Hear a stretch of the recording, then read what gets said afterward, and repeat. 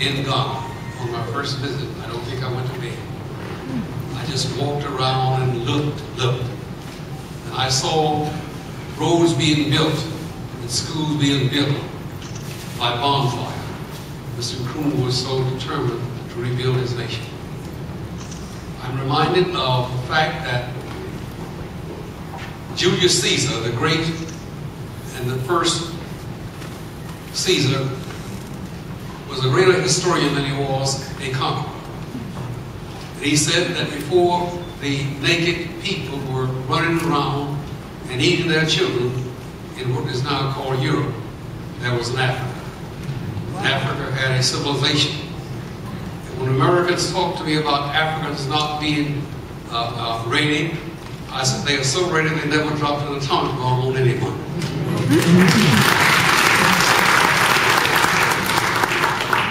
It's difficult for me to take my seat without reminding you of my first visit with Mr. Nkrumah. And he told me a story. First of all, let me say how much we love Mohammed and Tony and all the Ghanaians. We love them so much that our second home is now the Ozzy Tavern and Lounge in the Bronx. And what I'm saying now, this is a commercial. I'm not being paid for it. But go to the Bronx on 130th Street and patronize your own. Is that all right with you? Let me say this, and then I'll sit down before my daughter and my wife. I keep telling this story because I never want us to forget it. Mr. Nkrumah, you heard me say it before, many of you. Mr. Nkrumah talked about Ghana, reminded us of the original Ghana. All you know this is not the first Ghana. And he said that when you looked at a picture of Africa, Africa looked like a pistol or a gun that was cocked.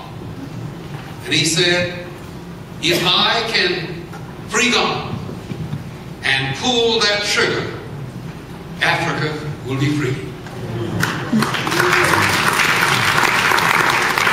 When he said that, only Egypt, and let me digress, Egypt. Some people say, well, Egypt is not Africa, but we went Africa. An American Caucasian said to Mr. Nasser, Sub-Saharan Africa. Mr. Nasser jumped up and said, stop it. Egypt is Africa and Africa is Egypt, and don't you try to divide us. But when he wanted to pull that trigger, you had Ethiopia and Liberia and Egypt liberated. And Mr. Nkrumah said, if I can pull the trigger, Africa will be free. These are the only three nations in the United Nations from Africa. God blessed him, he pulled that trigger, and today there are more African nations in the United Nations than any continent in the world.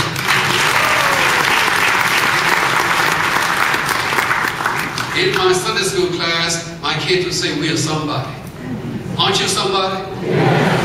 I whispered to my wife, I said, now forgive me for saying this, but as good as these women look, I see why Ghanaian men have no one wife.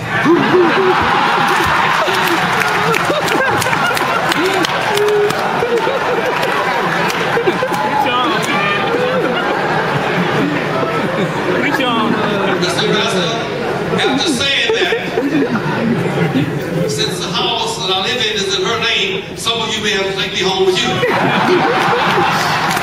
There's many things I can say about Ghana and about Mr. Nkrumah, but I want you to know that I love you. And I've been saying to Tony and to Mohammed, Ghanaians get citizenship, get registered, because I look forward to coming down here and seeing a Ghanaian sitting behind a desk as a member of the city council.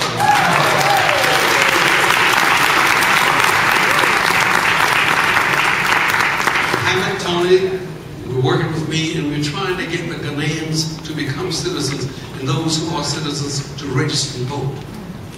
Because in Bronx County, the only part of New York City that's a part of the mainland is the Bronx. How many people here from the Bronx? Then you're in the mainland. The second largest ethnic group in Bronx County are Africans. You hear what I'm saying? Now, if we can just pull ourselves together as Ghanaians and as Africans and pull the trigger of liberation, like Mr. Krumah said, we can become the leaders in this nation.